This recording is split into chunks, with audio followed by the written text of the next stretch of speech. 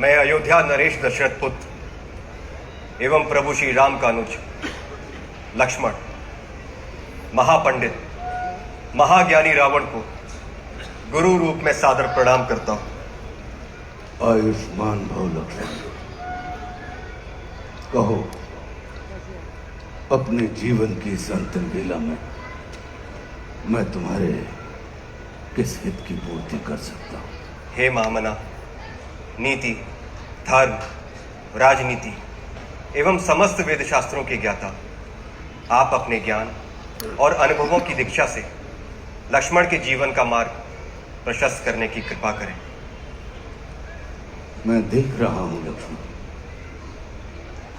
कि तुम एक योग्य शिष्य की पात्रता लेकर उपस्थित हुए हो। अस्तु, मैं अपने जीवन के कुछ अनुभव तुमसे अवश्य साझा करूंगा।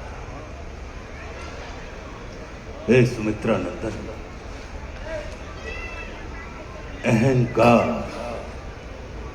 चाहे सत्ता का हो या सौंदर्य का,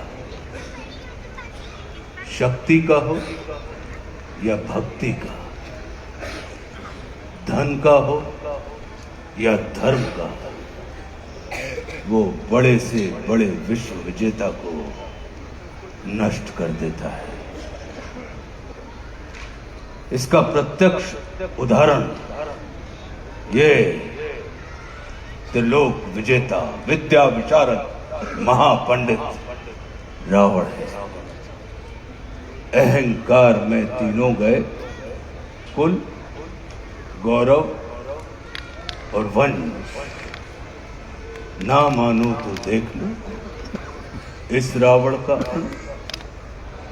लक्ष्मण, रावण को अपने ज्ञान का अहंकार था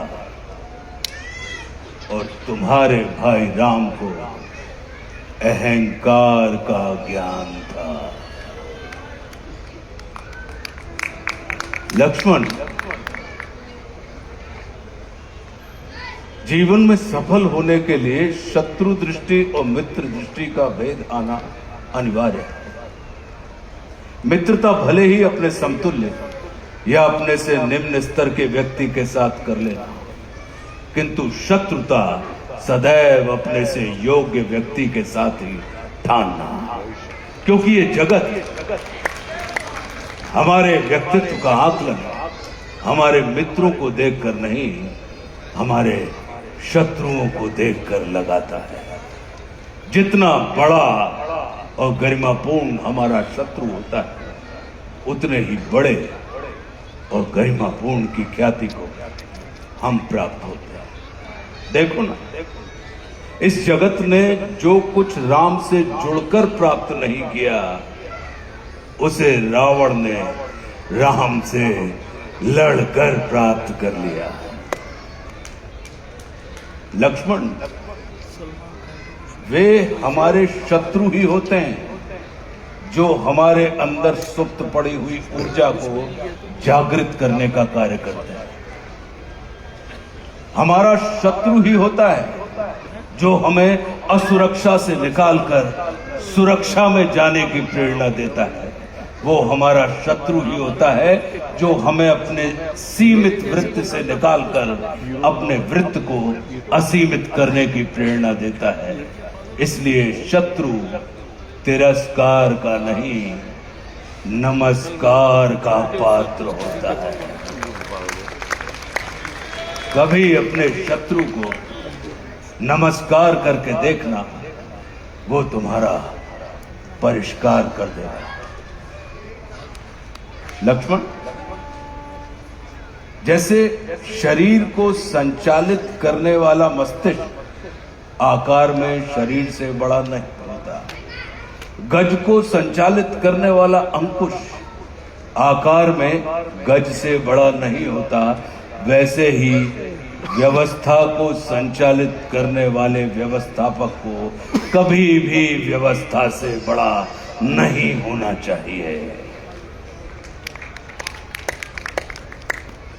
ये सारा नीति ज्ञान तुम्हारे भाई श्री राम तुम्हें स्वयं दे सकते थे, किंतु उन्होंने तुम्हें मेरे पास भेजा। जानते हो क्यों? लक्ष्मण, मेरी संस्कृति असुर की है, लेकिन मैं प्रकृति से एक तपस्वी हूं, साधक।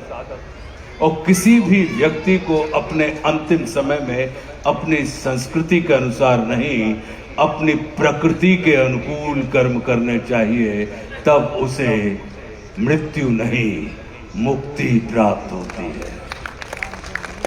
और राम रावण को मारना नहीं, तारना चाहते हैं। तभी तो उन्होंने मेरे अंतिम समय में मेरी प्रकृति के अनुकूल उपदेशात्मक कर्म करवाकर मेरी मुक्ति के मार्ग को प्रशस्त कर दिया। आने वाले समय में यह जगत कहेगा कि त्रिलोक विजेता, विद्या विशारद, महापंडित रावण की पराजय का एकमात्र कारण है कि उसके पास लक्ष्मण जैसा भाई नहीं था। लेकिन इस जगत को यह स्मरण रखना चाहिए कि लक्ष्मण जैसा भाई प्राप्त करने के लिए व्यक्ति को रावण नहीं, स्वयं राम बनना पड़ता है। सदैव अपने भाई राम के अनुगामी रहना।